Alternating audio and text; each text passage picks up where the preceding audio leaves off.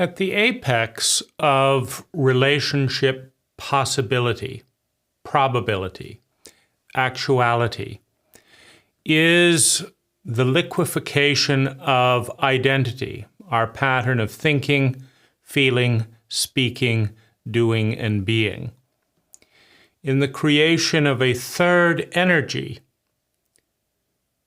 that is a synergy of the possibility field of all of the people involved that is greater than the sum of its part. Now, the liquefaction of identity, the liquefaction of thinking, feeling, speaking, doing, and being, can allow our deepest wounds to be healed, can allow us to touch the eternal, the sense of divine, a sense of beauty, truth, and goodness, can lead to a 10x improvement in sustainable well-being that ripples out from a couple in a form of work, in a form of energy that touches the world. This is the apex, the pinnacle of what's possible. And even dumbed down versions of that, right? Two people learning faster because they're together. Two people supporting one another through traumas that happen at different periods in their lives, and thus one helps the other when they're down, one helps the other when they're down. And the whole is greater than the sum of its parts. Not to mention love and belonging, the third in our hierarchy of human needs, is the need that makes us human, that allows us to transition from the rational reptile into a human being capable of loving and being loved, capable of connecting and experiencing belonging.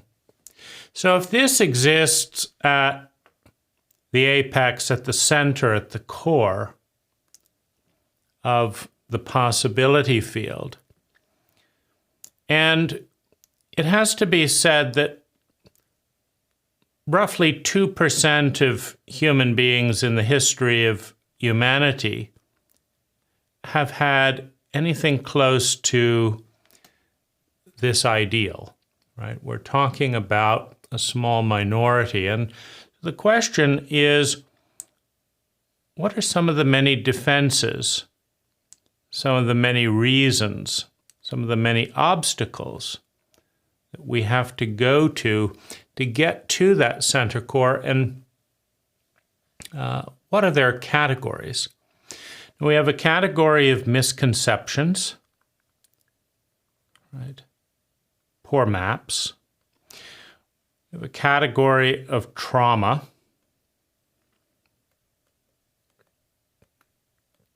And traumatic illiteracy. There can be logistical problems, right? You work 15 hours a day and come home exhausted, or if you live in a different country and can't breach the immigration laws, the possibility field collapses for logistical reasons.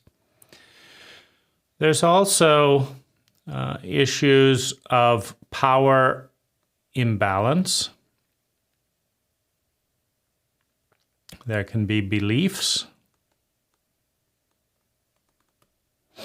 And there may be other categories of resistance as we explore this. But let's start with misconceptions. One of the misconceptions that is very common in relationship, particularly after we've had a few knocks, as we've had some bad experience, is that it's not going to work out, And so we're going to wait and see. Like, we'll show up in an ambivalent mood to a noisy coffee date and see if the other person can impress us and give us any inkling that there could be an amazing relationship. And since 99% of the time they can't do that, they're not going to do that, it's like, why bother? In other words, the misconception is that there are certain rare relationships that are amazing. And if one of those comes along, I'm going to really show up, right? But if it's just one of those middling, boring relationships, I'm not going to make any effort, because why waste my time? Why waste my attention on just a middling opportunity? And the misconception, and I've been in this situation many times where someone's been on the other side of the table in an apathetic attitude. And there's just nothing that can be built with apathy. If you have two charged, willing people willing to make something happen, then the relationship will be amazing because you make it happen. It will never be amazing because it is amazing and you decided to show up because it was amazing, because it is a synergy of what you and another or other people are co-creating. And what you can co-create with apathy is never even close to this kind of shining ideal in the middle of this possibility field. Now, the second misconception defense that we have to overcome in order to move towards this territory is this odd catch-22 that many people throw out as a seemingly rational reason why not to invest the energy needed to create something incredible. And it goes something like this. Well, do you want to have this conversation, or do you want to talk about this, or should we do this, right? And this would be a building ritual. And the response is, I don't know you. And that's true. With 99% of the global population, you don't know them, right? But there's a little bit of irrationality here, because you are never going to know them, ever, unless you do a protocol that provides the opportunity to know and be known, right? So if you don't provide the opportunity to know and be known because you don't know, you will never know 99.99% of the global population. And as a result of not knowing the person that might be highly compatible, right? You're not going to know them because you dismiss them because you don't know them. And so it's an obvious, but it's surprising how many times I've heard that as the reason not to spend time getting to know one another. And so obviously a big misconception. Another misconception is the priority of physical lust, right? So physical lust is an element in romantic relationship. It's often a driving element. But consider the fact that you spend in a really good partnership and friendship, you might spend 3 hours or more in quality time together. And a good chunk of that is communication, right? If you show up to go to the movies, is the other person there? Like, are they in sync with the flow, or do they make you late for the movie? If you say to someone, I'm feeling really sad today, and they say, did you see that game on? We're dealing with a level of incompetence when it comes to communicating that is hard to breach. You're breaking the law of empathy, which is that you talk about the thing that is most important, most impactful. You're disconnecting the flow of a topic. You're not responding, and you're not acknowledging it. So you're 4 levels deep in incompetence just in that remark. Now, if you try and create sustained sexual chemistry with someone who is irrational, scattered, mildly schizophrenic, avoids all depth of emotion, it very, very, very quickly gets boring, right? On the other hand,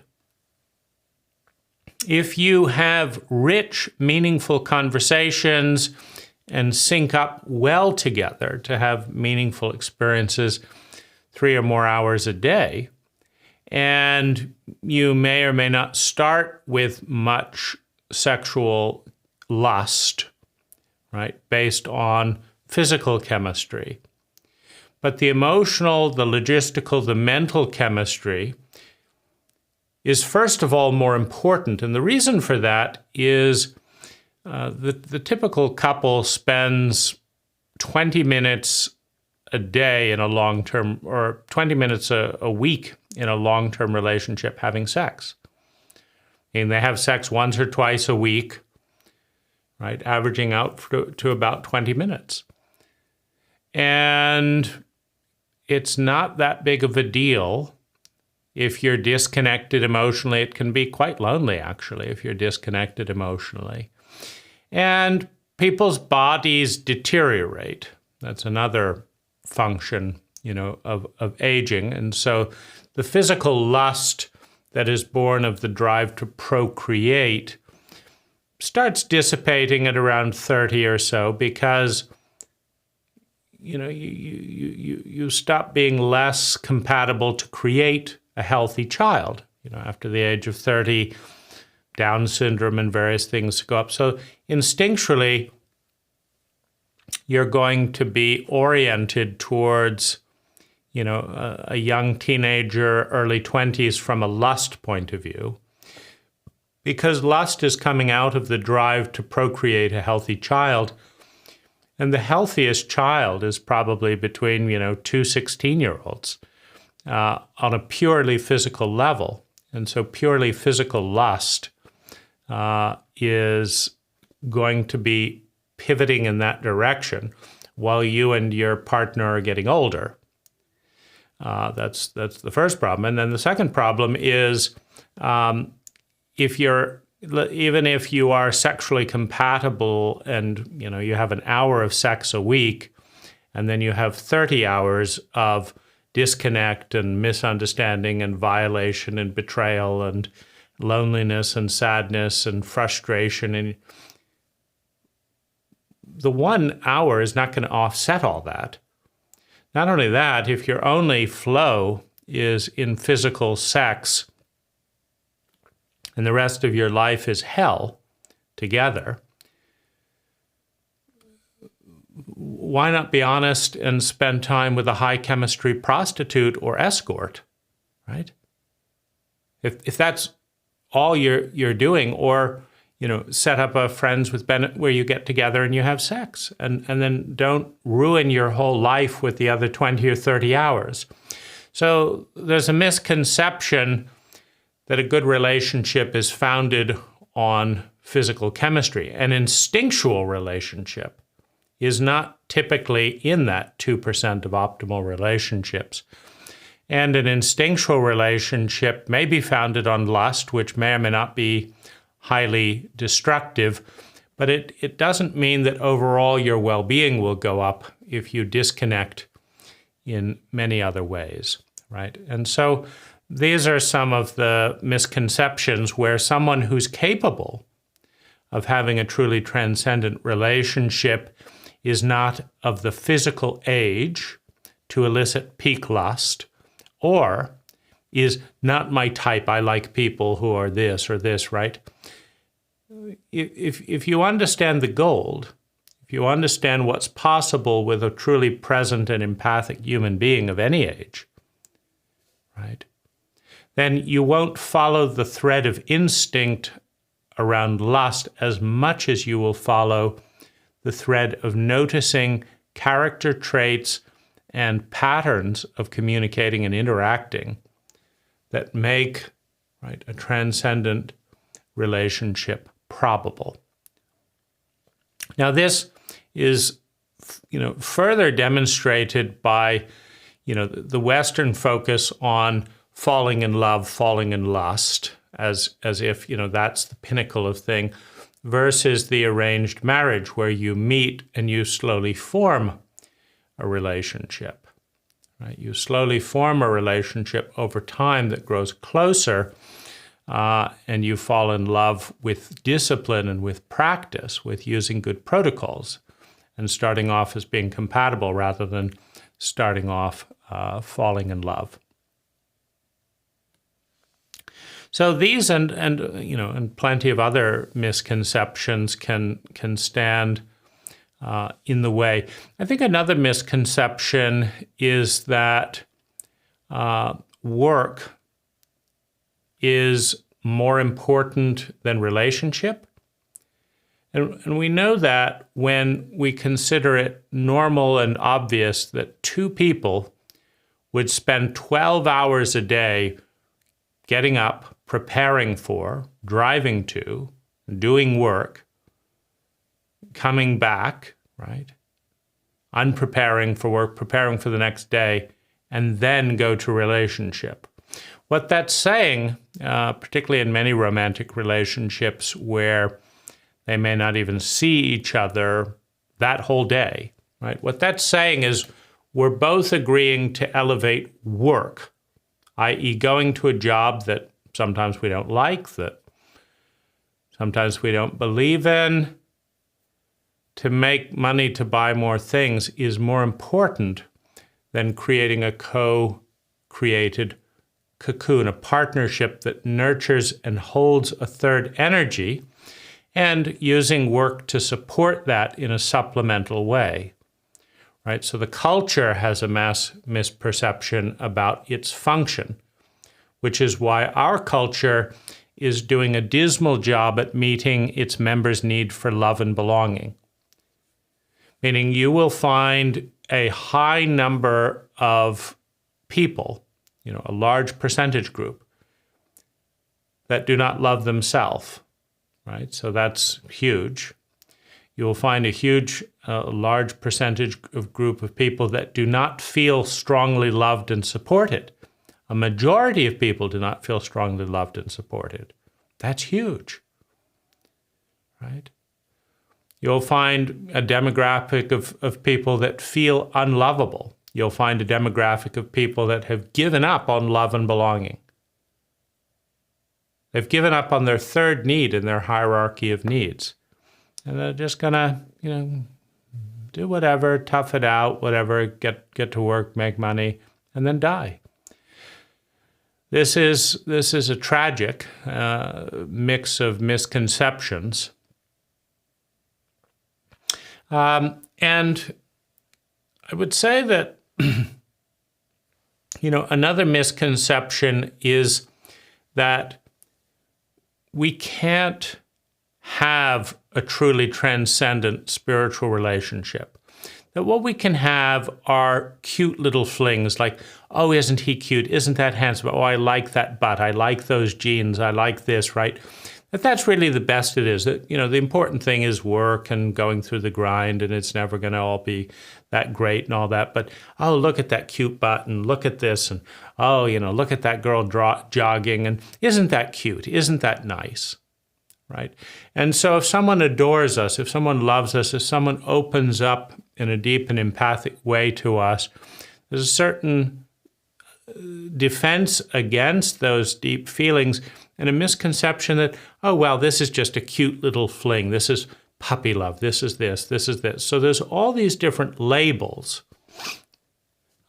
which block the flow. And those labels include, right, capitalism. You have a lot of money, I don't. We're not going to connect. Now, that's more so, interestingly, the case with men. A woman who has a lot of money may reject any number of men because they don't have a lot of money. A man who has a lot of money will not reject a lot of women because of not having a lot of money. But some men who don't have any money will reject women who don't have a lot of money to take care of them. Right? But that's a misconception about the art of love, right? If you can transform your identity, if you can heal your early childhood trauma, if you can regrow who you are from the inside out, it really doesn't matter if the person has, $10,000 in the bank or $100 billion, right? The billionaire may or may not have the ability to do that, and if they don't have the ability, their billions are not going to overcome that, right? Someone, right, in a native culture with nothing, we say in the Western culture, right, meaning they don't have a big car and stuff, may be capable of that kind of relationship. If they are, the absence of money is not a big impediment if both people are clear that the relationship is more important than anything else. If they're not, it can be an impediment. Ageism is another thing. You can have that kind of transcendent love with, between a 20-year-old and a 60-year-old, between a 20-year-old and a 50-year-old. But the filter, right? I had a woman who was older than me when I was in my late 20s, early 30s. And I think she was 55, whatever. And we had some of that spark. But she was clearly not putting in effort and blocking and, carrying on dating. And she said, you're too young for me. And about 10 years later, right, after I was in another relationship, so not really available, she contacted me and she said, I've been on 200 dates with men my own age and this and that, and none of them had any of the spark. They didn't have any of that. You really saw me, you were there, and I rejected you for age. And it's now 10 years later, right? I'm 200 dates in, and I think I was a fool, right? So that comes in the area of ageism, right? You're too old, you're too young, when really it's about, is there the willingness to elevate the relationship to the first priority, because it's a sacred relationship, it's a transcendent relationship. If both people put it first, right, it will be honored. If both people put it first, you don't damage the relationship to play video games. If both people put it first, you don't take a promotion that takes you away from the relationship.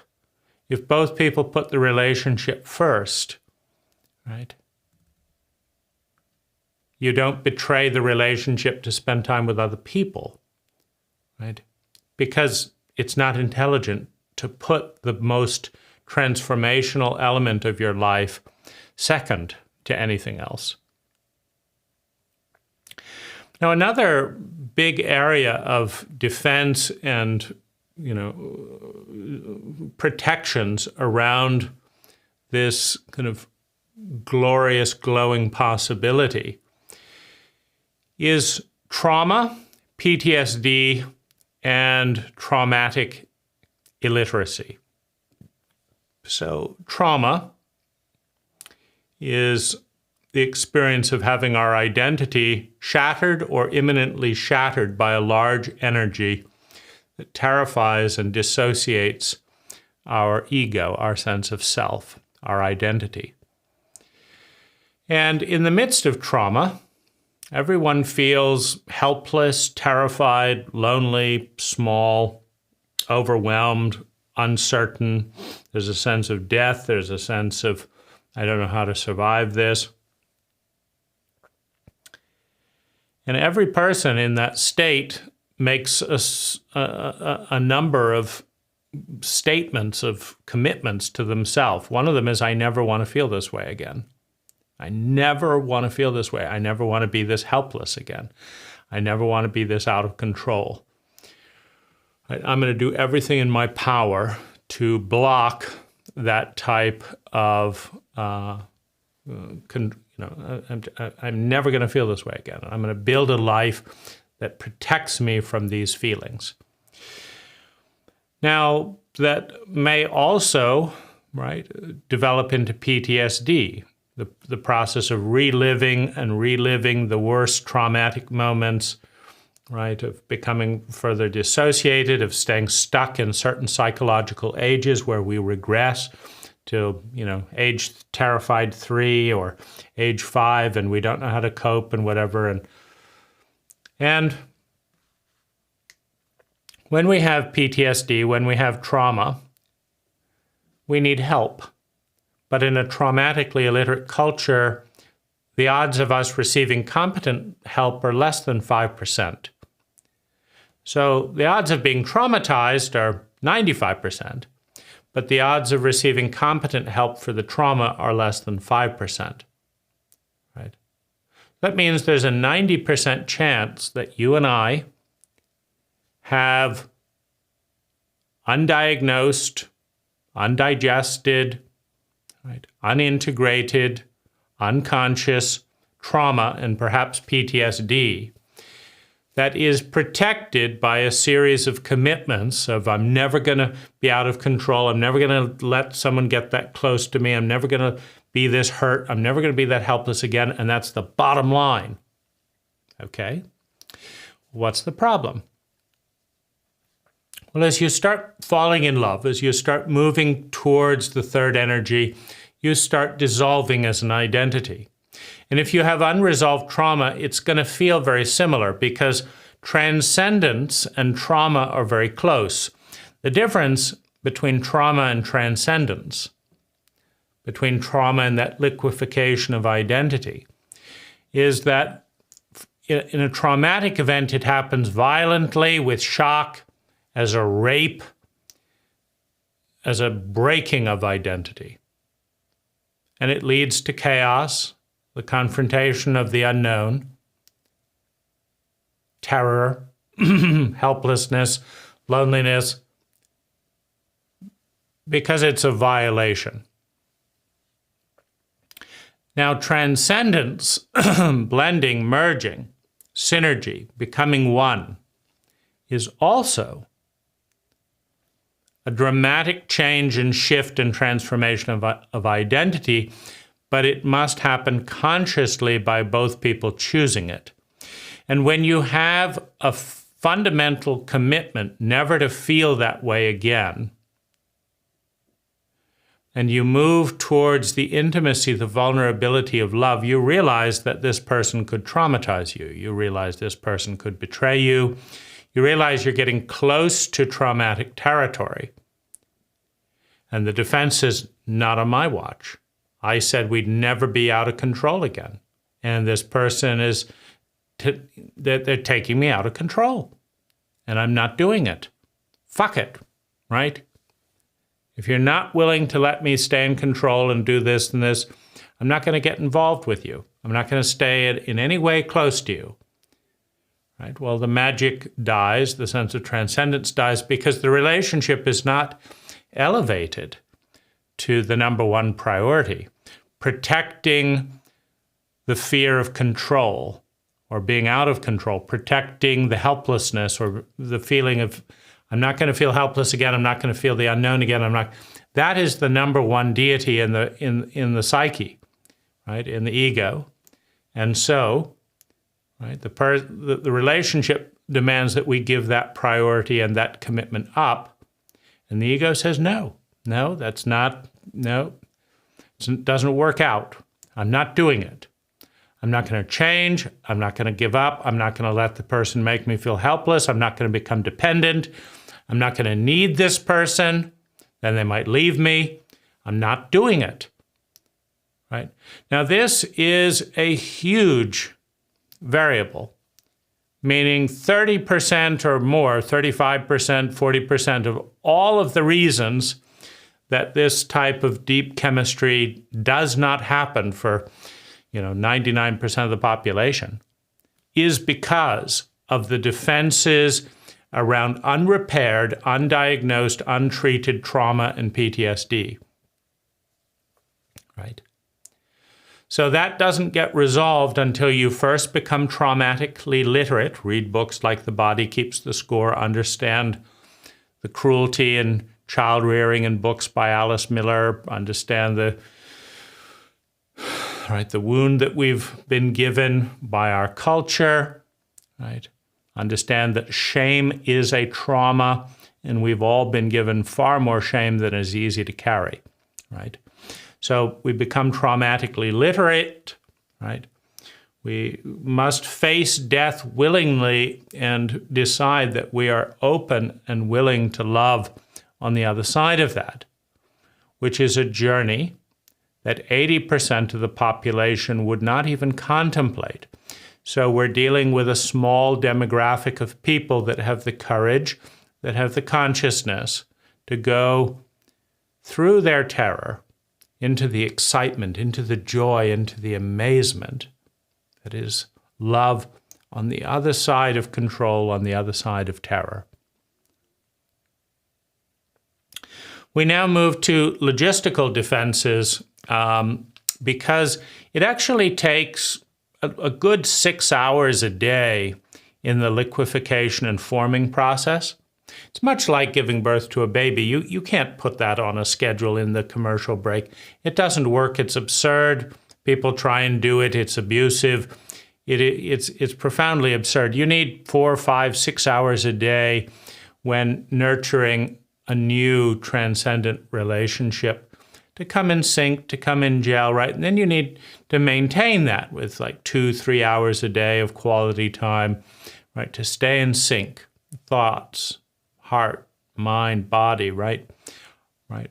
Our thinking, our feeling, our speaking, our doing, our being need to stay in sync, need to stay in a co-creative flow, right? And so for the relationship to take first position and the other dynamics to take a secondary position, right?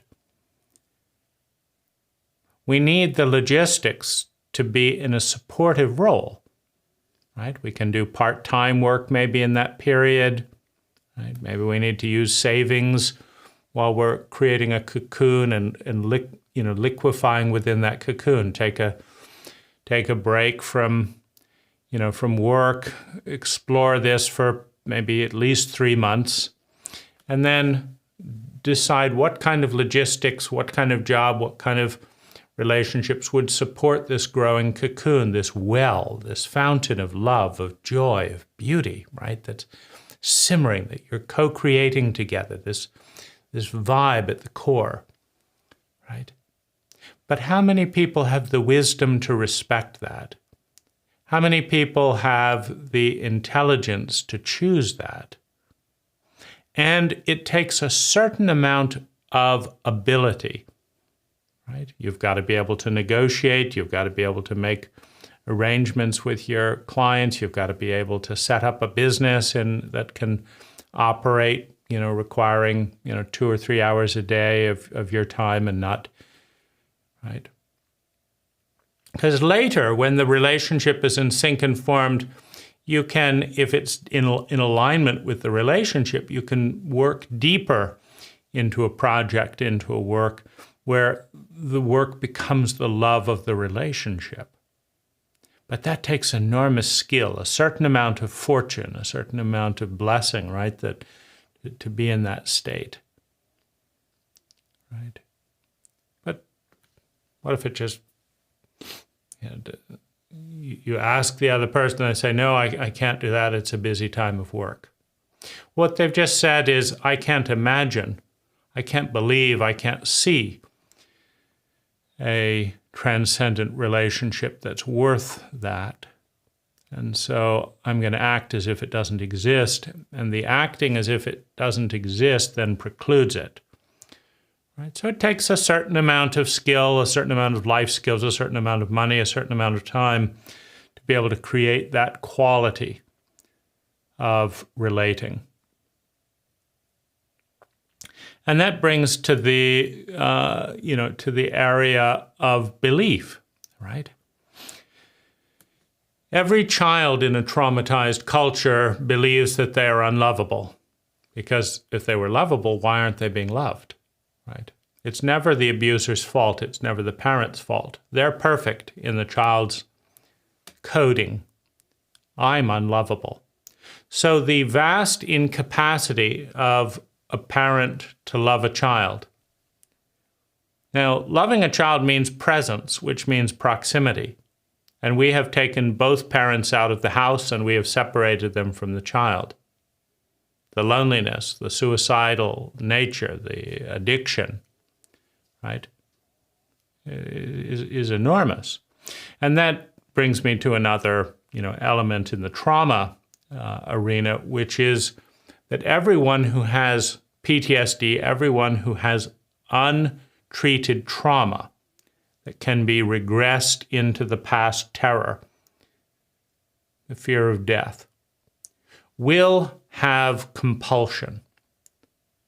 And that compulsion is a defense against the overwhelm and the terror felt in the relived trauma from a regressed place. When you don't heal and integrate trauma, you don't experience a triggering event as a 40-year-old. You experience it as a 3-year-old. You see, there are many things in life, like an ocean wave, that to a 3-year-old nearly killed you, nearly drowned you. But you're not 3 years old anymore. You may be a good swimmer, you may be a good surfer. So the same wave that was a terrifying nightmare and a traumatic experience for the 3-year-old is an exciting surfing experience to the 40-year-old adult. But if you have undiagnosed trauma around that drowning, half-drowning event at 3 years old, you don't look at the wave as a 40-year-old, you look at it as a 3-year-old. Or when the slightest thing goes wrong, you become suddenly 3 years old. And the thought that you're helpless, the thought that you're all alone, the thought that you don't know what you're doing, the thought that you're going to drown, that thought relives in your body as an echo. And it's the worst feeling that a human being can possibly feel. And people develop compulsions, addictions, in thinking, feeling, speaking, doing, and being. Addictions. To distract themselves from that horrible state, or to minimize their surroundings, right? They're lost in overwhelm. But when you're an addict, you tune out all of that overstimulation and you focus on a very narrow field. You do it again and again and again and again and again, and you try and do it until the dread of the overwhelming event has passed. Now, someone with untreated trauma who is compulsive, and everyone with untreated trauma is compulsive at certain times when the trauma is triggered, when the trauma is reactive, has their number one loyalty to the addiction, to the compulsive behavior. Now, the compulsive behavior could seem benign. It could be being a workaholic, right? So I'm traumatized, so I'm going to work 15 hours a day, and my relationship is going to die, right? It can be playing video games, right? I'm going to just disappear into my world and play video games, 15 hours a day or whatever, and hey, honey, how are you? Right? I'm going back to play my games. The relationship dies, betrayed and abandoned to the addiction. Now, what's important to understand about every compulsion, every addiction, it is the number one priority. Everyone who has untreated trauma has compulsion, has addiction. And when that trauma is activated, the compulsion and the addiction to manage the trauma is the person's highest lover, highest priority. It's the number one thing. Everything else, including the relationship, is secondary. Now, what that means is that when you need your partner, when they're in an addictive state, they do betray you. They are betraying you. They do abandon you. They are abandoning you. And when you're in a state of need and are abandoned, in a culture that has abandoned its infants and its children chronically, in a culture that is traumatically illiterate, statistically speaking, you are going to go into abandonment trauma, into unlovability, into the worst loneliness and terror that you can imagine. Because they've got trauma and you've got trauma. And their trauma of abandoning you to their addiction triggers your trauma, which triggers your addiction. Now, your addiction could be fighting. Your addiction could be blaming. Your addiction could be self-pity. It could be eating. It could be any number of things. Anything you do to compulsively manage the emotions is your addiction. Now, when you have two people who repeatedly betray one another in order to manage the pain of a trauma, the helplessness of a trauma that they don't understand and cannot deal with alone, the trust will erode in the relationship, and it will either become meaningless, i.e., because it's so undependable, I just can't put any weight in it, so it becomes surfacey, right? You're not going to be highly traumatized by an acquaintance that you barely know and certainly don't need, right? So they become peripheral and they become maybe fifth priority. And if someone in fifth priority in your life abandons you, goes and has an affair, you can probably deal with it, right? Because they're in fifth priority. But you cannot create this kind of transcendent relationship without both people putting it in first priority. Now, to put it in first priority means both people must commit to become traumatically literate, to be conscious of their trauma, and to communicate about it. You still, as an addict, cannot put the relationship ahead of the traumatic event during the reenactment or the triggering. But you can do the following. You can both become traumatically literate. You can start working on healing and integrating the unresolved trauma. And in the meantime, you can say, look, these are the things that trigger me, so try not to do them. I will try not to do the things that trigger you. But let's be real that right now I become an addict 20% of the time. There's 5 days in a month that I'm going to be an addict. Now, I cannot stop being an addict, right? I can't face the pain, the loneliness, the horrible feelings, and you don't know how to deal with that, and I don't know how to receive help there. But what I can do is I can write you a postcard once a month when those 5 days begin. I can leave it there, and I can say, check myself into a hotel, and I'm going to be doing 5 days of addictive video games or whatever, and I'll send you a text every day, and I'll be back. And what you can do is say, I'm in absolute self-hatred and blame for the next 3 days, right? And I'm going to blame and punish you as much as possible.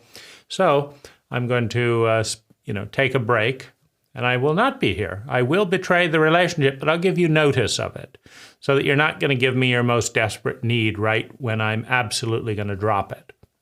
Right? So you can start coordinating the betrayals to not coincide with desperate need. Or you can say, I've got some desperate need coming up.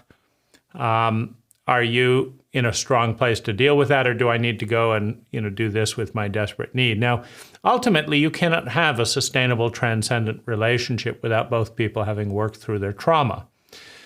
And this may even include the need to do psychedelic-assisted therapy, ayahuasca, mushrooms, etc., work with MDMA in a therapeutic setting to deal with these deep hurt and pains. Because when you have the most hurt and painful need imaginable and feel completely unlovable, and your partner throws you to the ground in order to honor their addiction, that is the end of a transcendent relationship in most cases. Most people will not live through that helplessness, that hurt, that pain more than a few minutes, a few hours before they say, that's it, this relationship is over, right? And so this is a very big, major cause of relationships. It's also one of the reasons why people who understand that they're traumatic addicts do not want someone loving them. You have to wonder the question like, oh, I need you, I want you. Oh, get it, don't do that. No, let's keep it light. Now, what are they saying? They're saying, you don't understand. A few times a year, I'm going to go into a 20-day binge of self-destructiveness and whatever I have to do to manage this trauma. And I'm going to decimate your trust in that period. I'm going to break your heart in that period. I'm not going to be there for you, and you're going to absolutely hate me. And I'd prefer not to be hated by you. So please, don't just give me all this love and stuff. Let's keep it light. And maybe after a few years of you seeing who I am, if you still think you can love me, it's doubtful. Nobody's ever really been able to love me while I've gone through a bender. So it's highly doubtful. But, and I don't want to feel like a shit, every time. So just don't love me, right? So you get that, right? Which takes us back to belief, right? This is what's going to happen. This is what has happened. And, beliefs, it's certainly a good starting point. This is what is going to happen. This is what has happened. It's a good starting point, right? Patterns tend to continue until a force equal or greater interrupts the pattern, which is why a very good place to begin a relationship is tell me about your last 3 relationships. Tell me the things you loved about them and did easily, and tell me the things you hated about them and couldn't change, and tell me about what they hated about you. I mean, if you will discuss your past 3 relationships in depth with a prospective partner, and they want you to see them rather than to look good, if you will do that, right, you have a very good sense of the probability field of the next partner, right, of your relationship. Like if you have control issues with each of the past 3 relationships, guess what? Right? Unless you do something very differently in a very different way, you're going to have control issues. So why not start by expecting that and look at why they're there, right? I really want to avoid this feeling in my traumatic memory, right? And if I could know that that feeling was not going to be carelessly brought up, then I could let go of my control. But people don't ask, and they just bring this feeling up again, and I've had enough of it, right?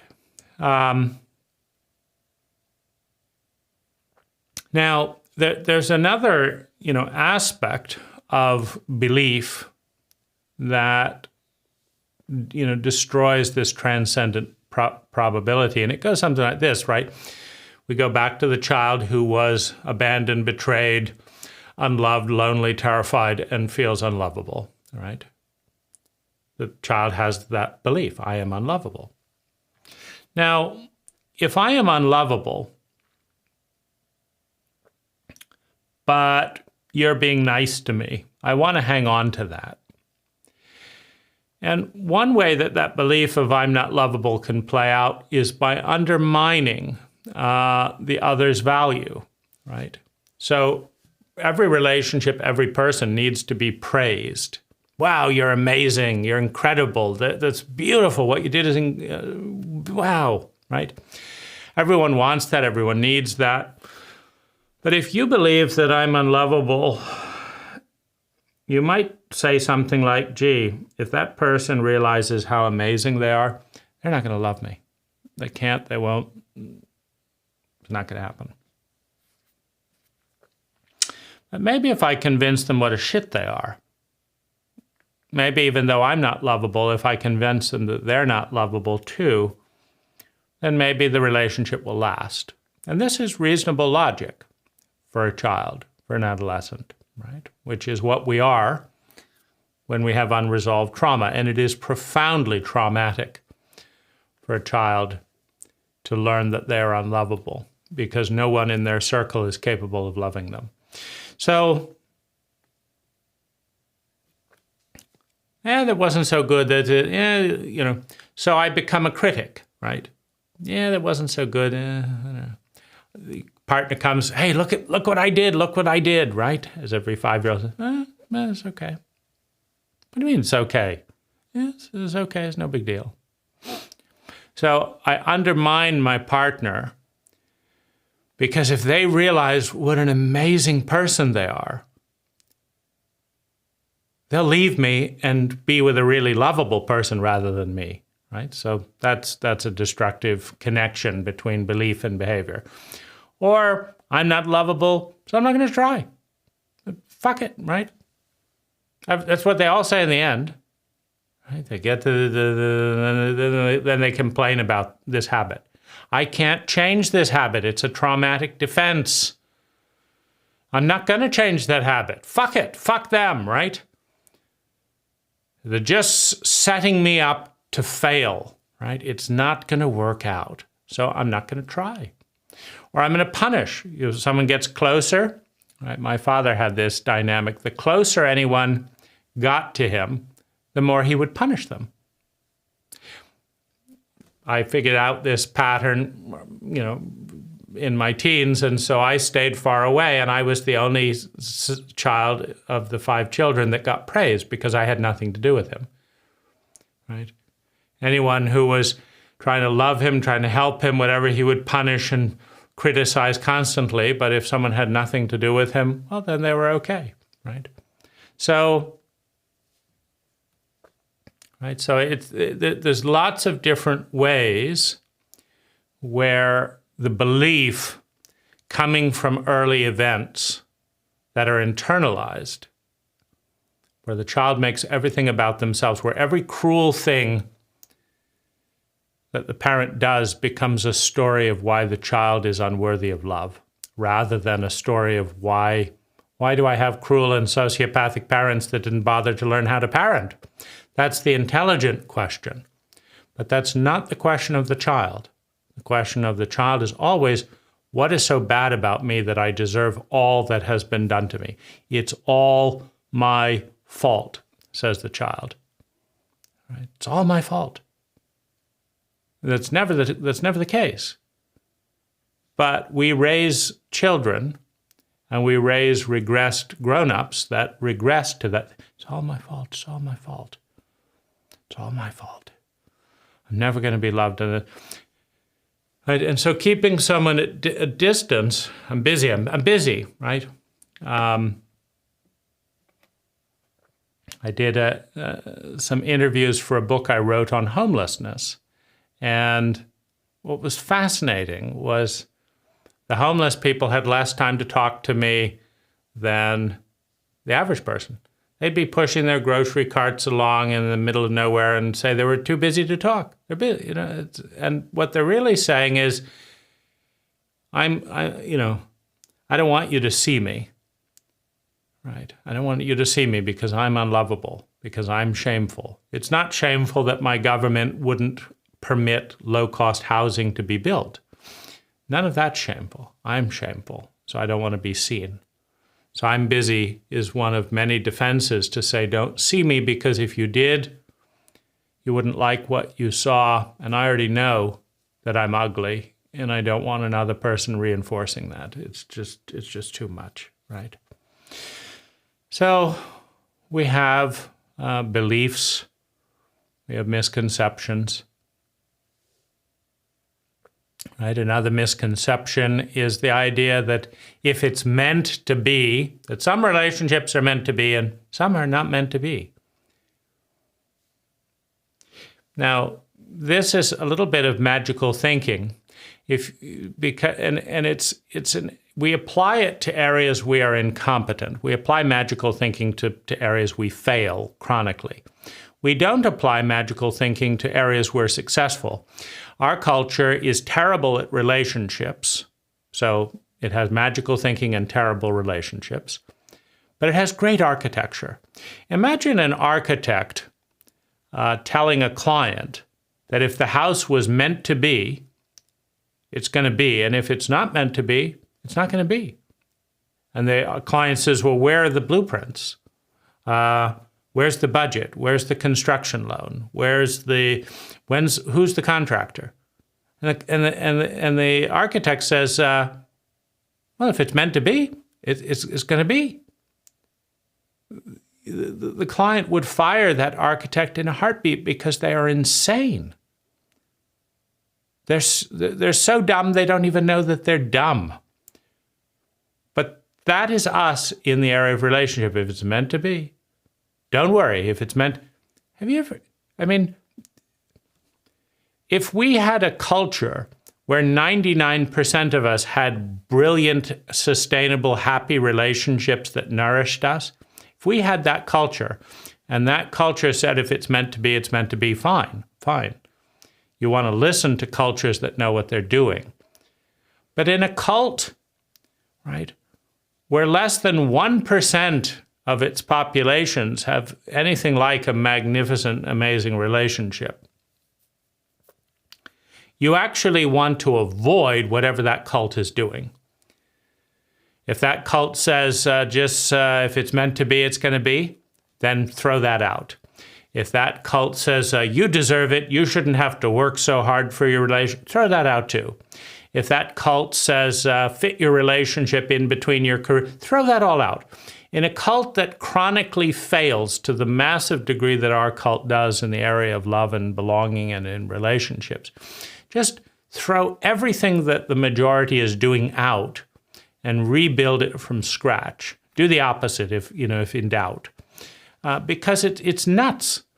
And no builder or architect does that. They say, is the cement mixed right?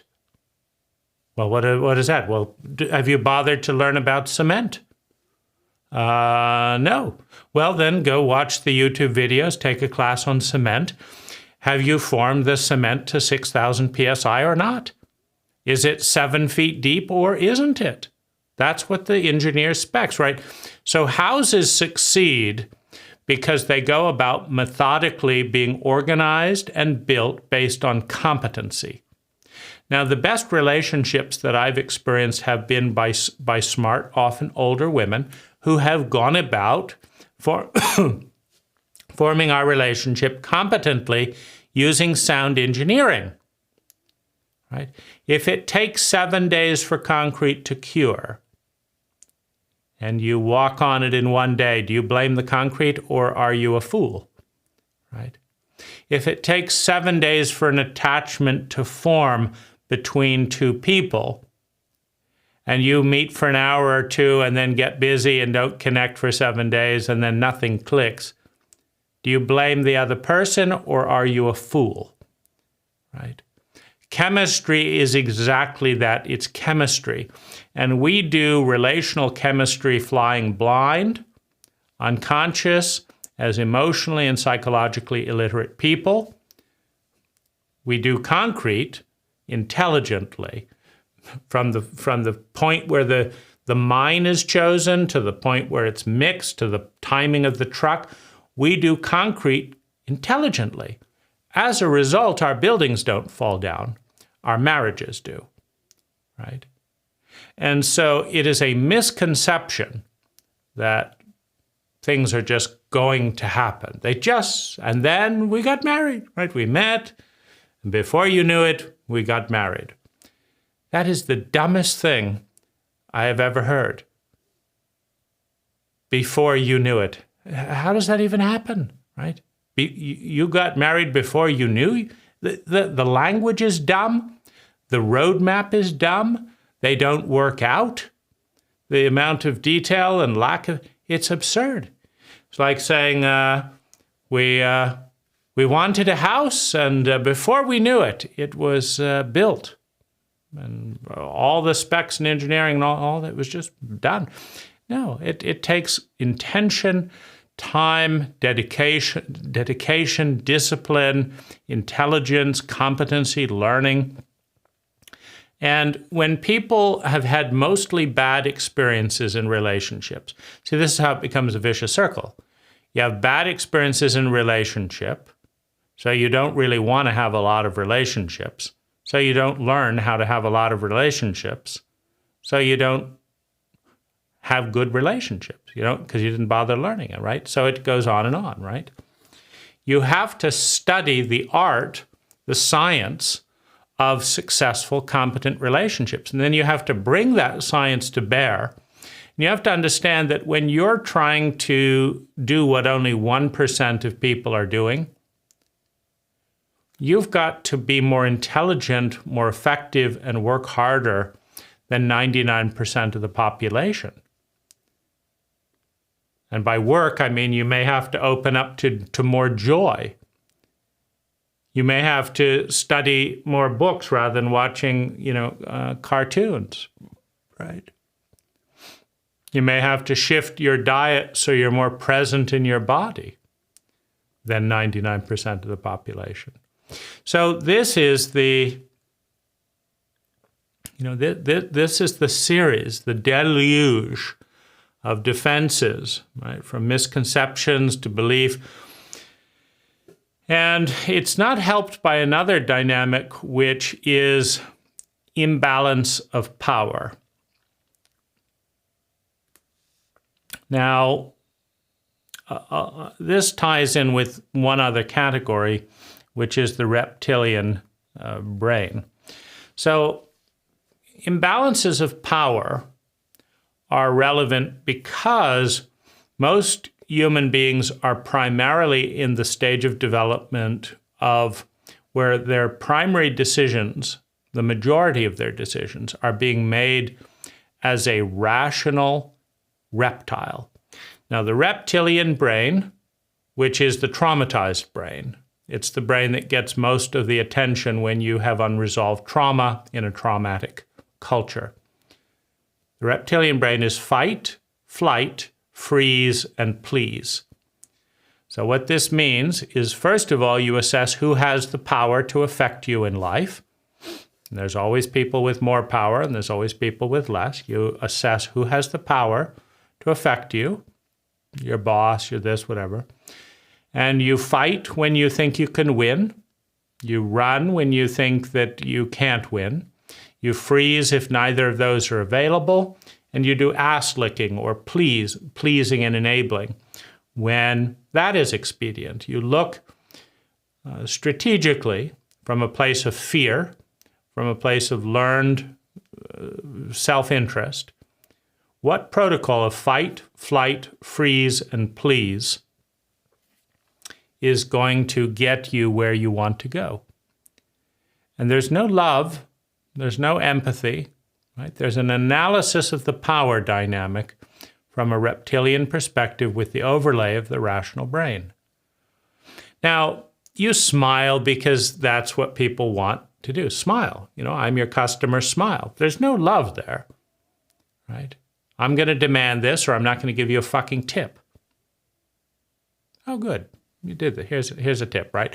So we're dealing with interactions of rational reptiles. Now, the trouble is, when you try and have a romantic relationship and you have a big power gap, where one person has all the money, all the status, all this, and the other person, low education, low experience, no other options, etc., is both of them are predominantly in rational reptile, but, right, the weaker partner because the reptilian brain measures power. So there are stronger and weaker. Those are the only two positions that you need to know as a reptile, stronger or weaker. So the weaker partner submits, freezes, and runs and pleases. And the stronger partner fights, and secures and provides protection in response for pleasing. Neither party can grow deeply from that position because the weaker person does not have the capacity to challenge the stronger person, right? So given that in our culture, the majority of people are in rational reptile the majority of the time, you want balance of power in your relationships, right? If one person has a social media account that has 100 million people and the other one nobody's heard of, when you're upsetting their traumatic dynamic and they feel helpless with you, they just have to send a tweet and ruin your whole life and suddenly you're getting death threats. But if you both have 100 million followers, you have to think carefully. I want to just flip you off, but there'd be hell to pay, so I'm not going to, right? So you always treat people better who can hurt you or who are equal to you in power as a rational reptile, right? So, knowing that the more traumatized we are, the more reptilian energy goes into our reptilian brain, because trauma is an act of violation. It's telling the psyche that we're in traumatic territory, i.e. sociopathic territory. When a culture is high on sociopathic continuums, as ours is, the reptilian brain is necessary for survival in a sociopathic culture. It is also the one that grows and gets more blood when the person is traumatized or develops PTSD. And the rational reptile is the one that figures out how to manipulate, how to navigate the world smartly, right? That was smart. Ooh, you figured that out. That was smart. These are two rational reptiles learning from one another. Two rational reptiles cannot have this kind of transcendent relationship, but they can move towards it. And for two rational reptiles to move towards it, it is best for them to have a balance of power. Each person has their own money. Each person has their own options. Each person can take care of themselves. Then in that situation where there's equal power, etc., they tend to treat each other quite well.